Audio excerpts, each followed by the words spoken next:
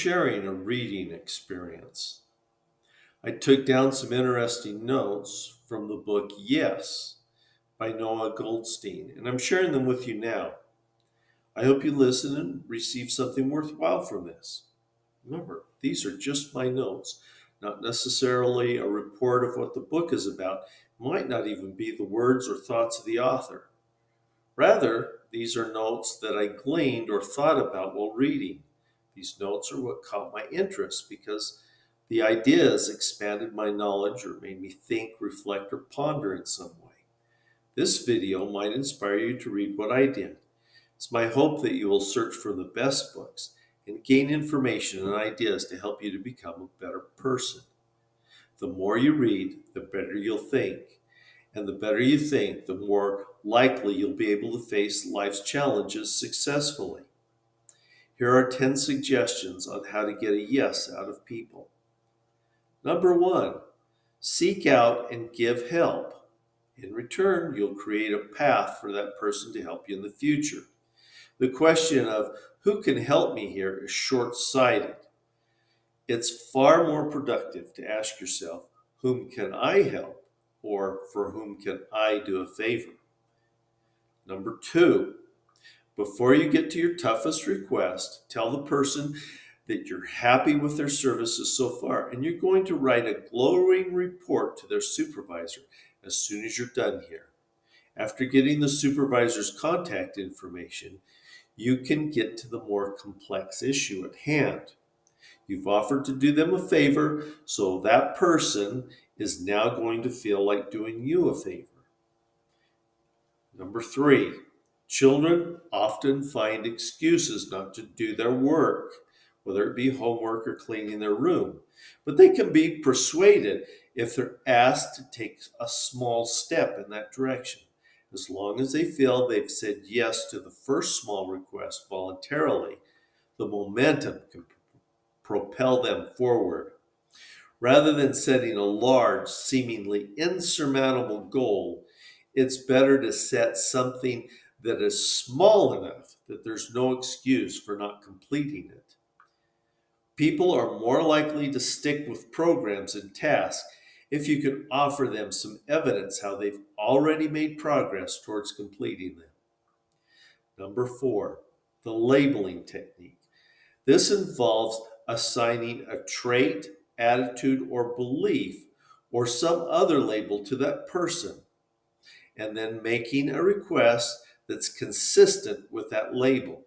For example, you might point out that they are regarded as the type of person who thrive when giving this sort of challenge. It must not only be used when the trait, attitude, belief, or other label is accurate, but it also reflects their actual natural abilities, experience, and personality. Number 5, say, will you?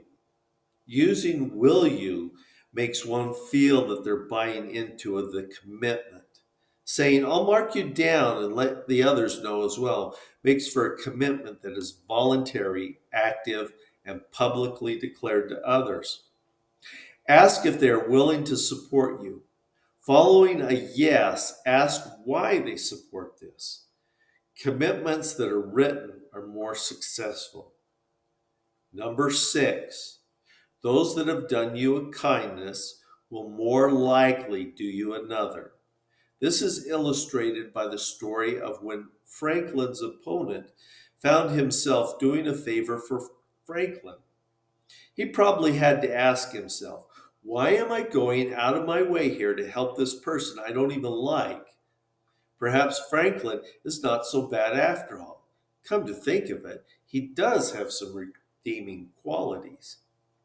We might be reluctant to ask for a favor because we are afraid that person will like us even less. However, hesitation for asking a favor is unwarranted. Number 7, there is power behind the word because.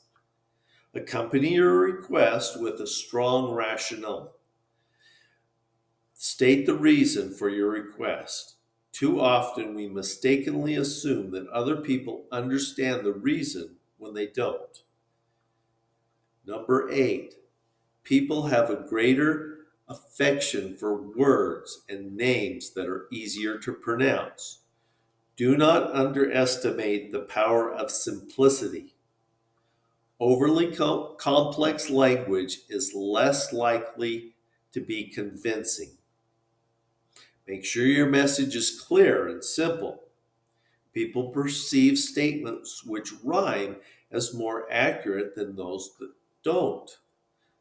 By processing greater fluency, the message is easier to process and thereby perceived to be more accurate. Number 9, say something unexpected fosters a sense of fascination and attraction.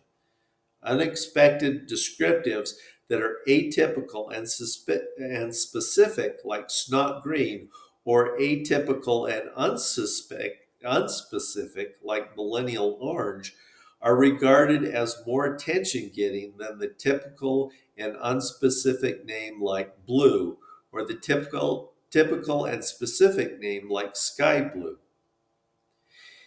Number 10, here's a cautionary tale.